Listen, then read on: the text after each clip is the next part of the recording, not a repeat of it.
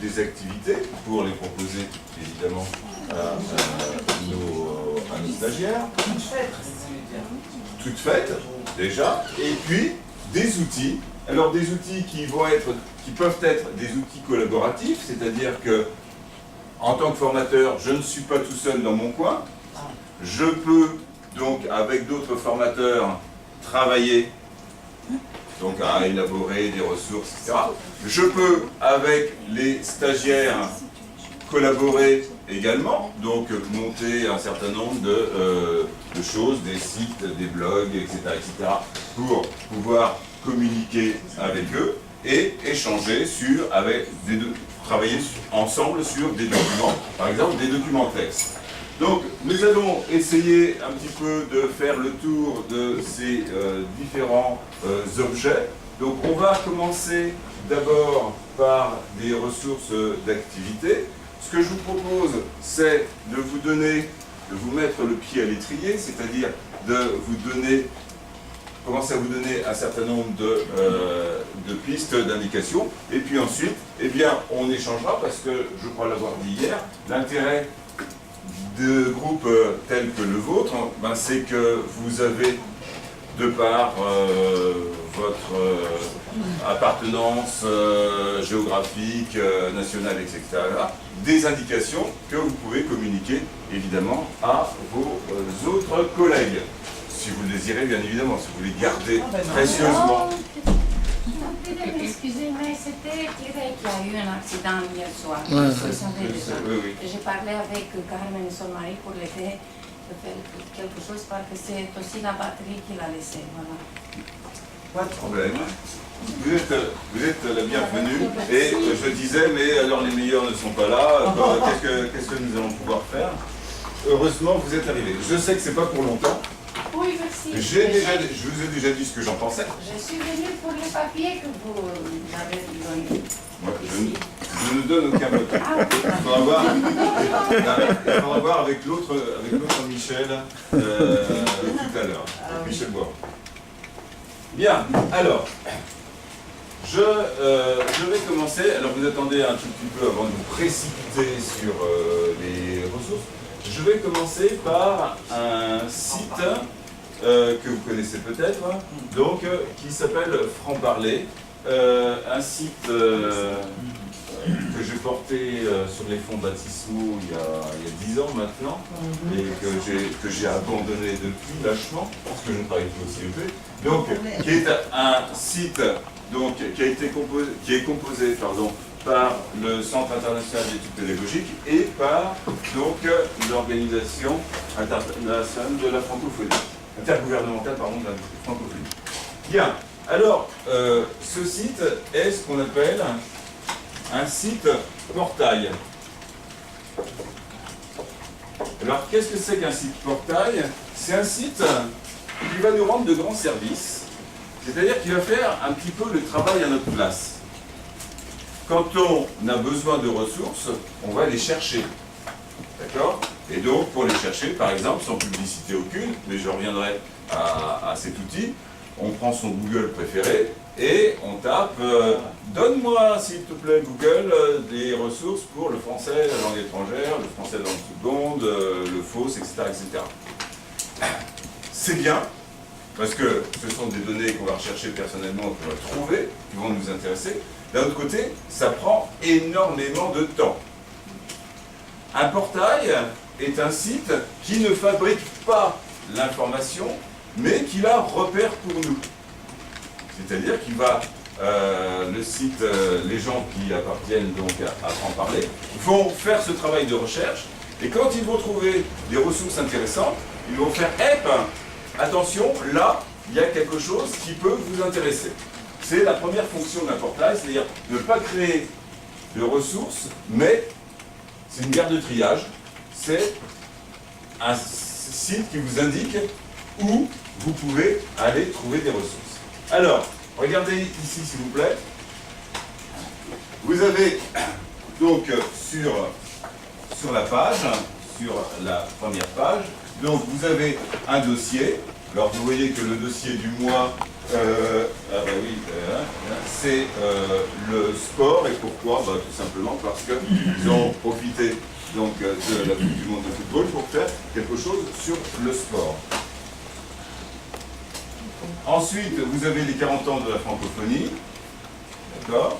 Et si je descends toujours sur cette page ici, vous avez un certain nombre de dossiers, l'approche actionnelle, fêter la francophonie, le prince de Nuée, les outils Web 2 pour le français, pratique linguistique, enseigner le français aux enfants, le théâtre en classe de français, s'approprier les médias, le mur du son, français langue professionnelle, l'art et la manière, des bulles pour apprendre sur la BD, sur la bande dessinée, des élèves citoyens, les blogs, prendre la parole, etc., etc.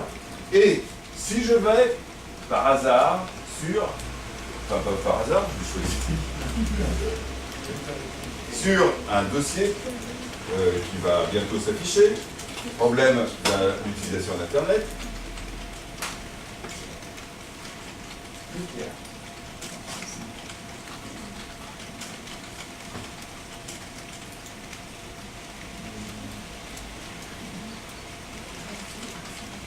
S'il vous plaît, vous regardez ici. Pour l'instant, vous pourrez y aller, vous aurez un moment pour aller sur Franc-Parler. Donc, qu'est-ce qu'un parcours? Eh bien, c'est un texte qui est rédigé sur le thème, évidemment, que le titre indique, mais qui a comme particularité de pointer sur un certain nombre de ressources. Donc, ce que vous voyez en rouge ici,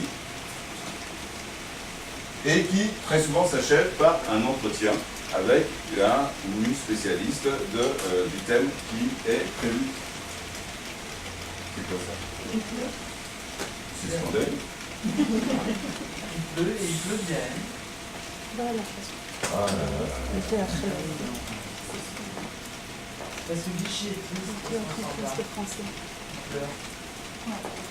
Donc, vous voyez que ici, j'ai cliqué sur quelle pratique théâtrale, et ça va me renvoyer sur des fiches pratiques qui vont me permettre donc de mettre en place, si j'en ai envie, dans ma classe, donc une pratique théâtrale.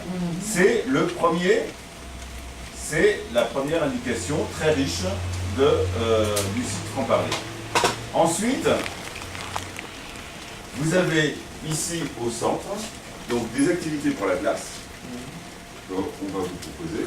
Vous avez un centre d'auto-formation pour les enseignants, où vous allez trouver des ressources pour vous former, donc les parcours pédagogiques. Et sur la colonne de droite, vous avez des petites annonces, parce que là aussi, c'est dans la trousse à outils du formateur, ça peut être tout à fait intéressant, d'aller chercher des adresses pour des correspondances de classe, pour des voyages scolaires, d'accord, pour pratiquer son français. Donc je m'interroge sur un terme, etc. Eh bien, je peux poser des questions pour qu'on me dise, eh bien, c'est pas comme ça qu'on dit, c'est plutôt comme ça. Dernier billet, alors attendez-moi, est-ce que je pourrais trouver ça rapidement? L'orthographe et les accents. Vous avez des proverbes africains. Je suis professeur de français en Équateur, quelle est la meilleure façon d'enseigner les règles d'orthographe et les accents aux étudiants? Quelles en sont les règles les plus importantes? Et donc, vous posez votre question, et la communauté des personnes qui sont inscrites ou qui travaillent sur Franc-Parler vont vous répondre et vous donner la solution. Et cette solution sera mise à la disposition de l'ensemble des personnes qui vont aller sur Franc-Parler. Alors, voilà une première ressource, donc, qui est un portail. Et je vais vous laisser quelques minutes pour visionner rapidement le site Franc-Parler. Et puis, on va voir aussi quelles sont les différences entre, par exemple, un portail comme celui-ci et un site véritablement pédagogique de FLE, comme et du FLE que je vous présenterai dans un instant. Donc l'adresse, www.francparler. Personnellement, et je me suis battu à l'époque pour cela, j'ai lamentablement perdu. Je préfère l'écrire comme ça s'écrit, c'est-à-dire franc-parler. Ça marche aussi. C'est-à-dire que tout ce qu'on a consenti à me donner, c'est que si je voulais mettre mon tiret, eh bien, je pouvais le mettre, ça fonctionnait, j'arrivais sur le site. Mais L'adresse, donc, c'est franc-parler et là, c'est marqué info, mais vous pouvez taper, ça fait une lettre de gagner, .org, et ça marche tout à fait convenablement.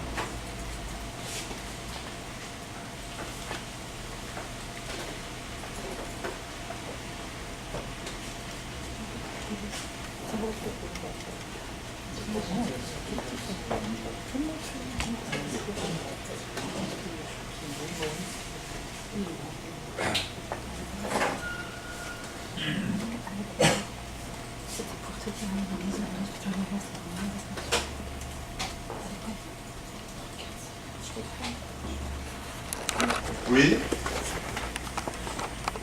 Bonjour.